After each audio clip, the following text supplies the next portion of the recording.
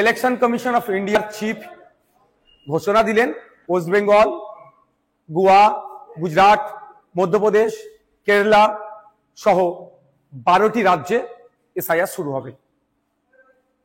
এখন তারা কোথায়? তাদের বক্তব্য শুনতে আমার ইচ্ছে করছে।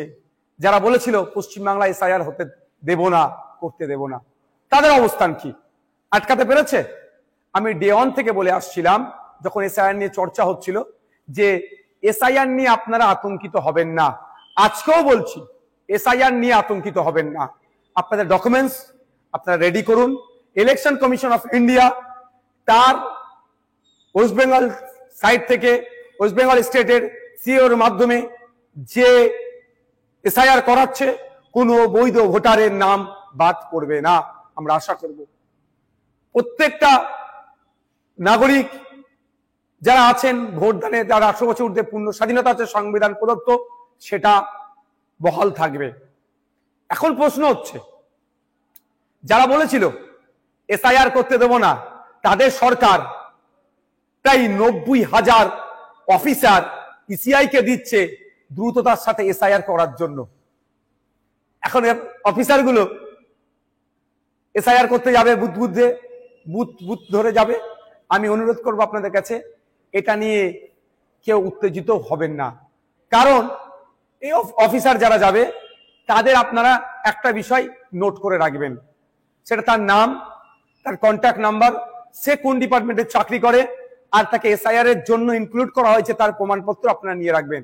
যদি অফিসার কোনো বৈধ ভোটারকে ডি ভোটার, ডাউটফুল ভোটার, অবৈধ ঘোষণা করে, তার বিরুদ্ধে আইনত লড়াইয়ের একটা জায়গা থাকবে। এই লোকটি কে ছিল, 1 নম্বর কথা।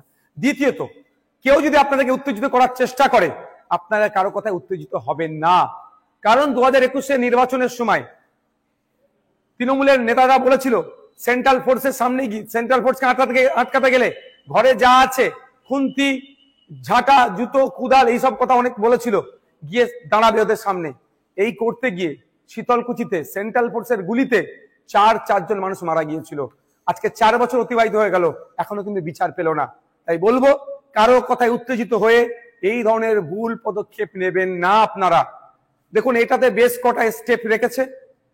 প্রায় 1 মাস বুথ লেভেল অফিসারদের কাজ হবে বাড়ি বাড়ি গিয়ে এইগুলো সার্ভে করা, এই নির্দিষ্ট প্রক্রিয়া সম্পূর্ণ করা। তারপরে পাবলিশড হবে।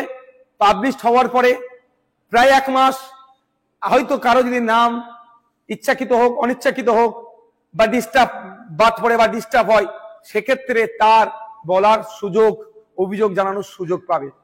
একটা অনেক টাইমের এটা একটা প্রক্রিয়া আছে। সুতরাং হুট কথায় কারো কথা শুনে উত্তেজিত হয়ে যাবেন না, কারো ফাঁদে পা দিয়ে ফেলবেন না। এবার আমি উদাহরণস্বরূপ বলছি, আমার বাড়ি জাঙ্গিপাড়া বিধানসভার ফুরফুরা শরীফ অঞ্চলের 90 নম্বর বুথে, আর আমি চিৎকার করছি, আপনার বাঁকুড়াতে অমুক বুথে নাম বাদ পড়েছে, বীরভূমে অমুক বুথের নাম বাদ পড়েছে। তার আগে আমার প্রথম কাজ হবে আমার বুথটাতে সকল ভোটারদের নাম ঠিক আছে কে না নাই, সেটাও তাহলে আমি একটু দেখে নেওয়া। যেহেতু আমি সমালোচনা করছি, এটা নিয়ে সোচ্চার হচ্ছি, আমাদের বুথের রাম কাকা, রহিম চাচা, ফতেমা মা বা সীতা মায়ের নাম ঠিকঠাক আছে কি বৈধ ভোটারগুলোর, সেইগুলো একটু আমরা দেখে নেব। যখন বুথ হয়ে যাবে, অঞ্চল দেখব সবার ঠিক আছে নাকি। অঞ্চল হয়ে গেলে বিধানসভা, বিধানসভা হলে জেলা, জেলার পরে রাজ্য। সুতরাং আমার বলার এটাই বক্তব্য, কারো কথাই উত্তেজিত হবেন না। উত্তেজিত তারাই করতে চাইছে যারা রাজনৈতিক কারবারিরা। এই রাজনৈতিক কারবারিদের ফাঁদে পা দেবেন না। আর এসআইআর নিয়ে অযথা আতঙ্কিত হবেন না। আপনার কাছে যে ডকুমেন্টস আছে যথেষ্ট এসআইআর এ, অর্থাৎ নাম থাকার, অর্থাৎ বৈধ ভোটার হয়ে থাকার। তারপরেও বলে দিচ্ছি আপনাদের, আমরা ইন্ডিয়ান সেকুলার ফ্রন্টের পক্ষ থেকে হেল্প ডেস্ক আমরা করছি, যে এবং ভাঙনের জন্য স্পেশাল হেল্প ডেস্ক আমি করব। ওখানে যদি কারো কোনো রকম যোগাযোগ, কারো কোনো রকম কোয়ারিজ থাকে, আপনারা আমাদের সাথে যোগাযোগ করবেন।